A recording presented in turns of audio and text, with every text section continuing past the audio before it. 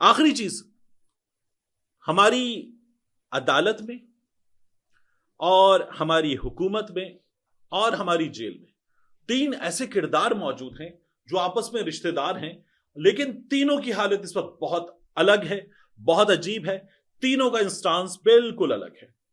आप देखिए, मैं आपको बता देता हूं, यह खबर आज सामने आई तो मैं देखकर बड़ा हैरान हुआ। फिर मैंने इस खबर को, जिनके बारे में खबर है, उनके रिश्तेदारों से कंफर्म किया और खबर कंफर्म हुई। हमारे दोस्त ने मोहम्मद उमैर साहब, उन्होंने एक तस्वीर पोस्ट की। उस तस्वीर में जस्टिस बाबर सत्तार साहब मौजूद, औरंगजेब साहब मौजूद जो हमारे वजीर खजाना हैं, और ब्रिगेडियर रिटायर्ड जावेद अकरम साहब मौजूद जो 9 मई के मुकदमे के सिलसिले में कोट लखपत जेल में कैद है, 6 बरस की सजा काट रहे हैं।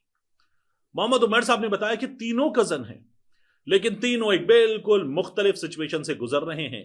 तीनों का पॉलिटिकल स्टांस इस वक्त बिल्कुल अलग है और तीनों की कहानी इस वक्त बिल्कुल अलग है। बाबर सत्तार साहब इंसाफ की लड़ाई में डटे हुए हैं और बाबर सत्तार साहब को भी निशाना बनाया जा रहा है। बाबर सत्तार साहब ने अभी general retired Hafeezur Rahman, chairman PTA, उनके खिलाफ फैसला दिया था। बिल्कुल सही फैसला था। मैंने आपको उसकी रीजनिंग दी थी इससे पिछली वीडियो में, इसलिए उस रीजनिंग पे दोबारा नहीं जाते। लेकिन बाबर सत्तार साहब, उनको बाकायदा निशाना बनाया गया। डोगर साहब ने कहा ठीक है, अब कॉज लिस्ट ही मंसूख, अदालत आते रहें, मुकदमात नहीं है, कुछ नहीं करेंगे आप। ये बाबर सत्तार साहब के साथ हो रहा है। इससे पहले बाबर सत्तार साहब के खिलाफ बाकायदा तौर पर मखसूस सियासतदान, मैं मखसूस सहाफी कहता हूं, मखसूस सियासतदान मैदान में छोड़ दिए गए थे कि अब आप बाबर सत्तार साहब को जो है वो निशाना बनाएं कि इसकी शहरियत दोहरी है, इसके पास न जाने क्या कुछ है और इसका मामला कितना मुतनाज़ है।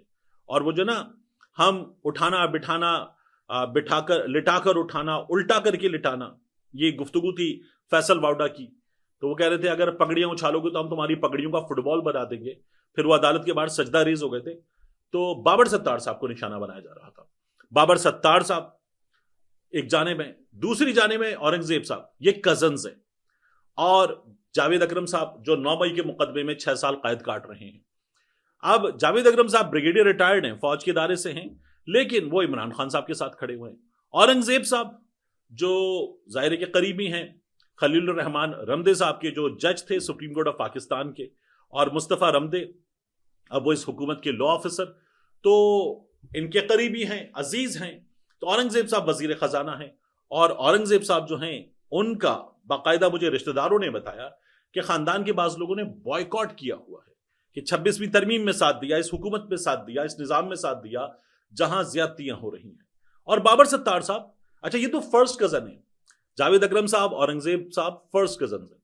बाबर सत्तार साहब जो हैं वो इनके जरा दूर के रिश्तेदार हैं। सगे भाइयों के बच्चे फर्स्ट कजन होते हैं, सगी बहनों के बच्चे फर्स्ट कजन होते हैं। ये नहीं है मामला।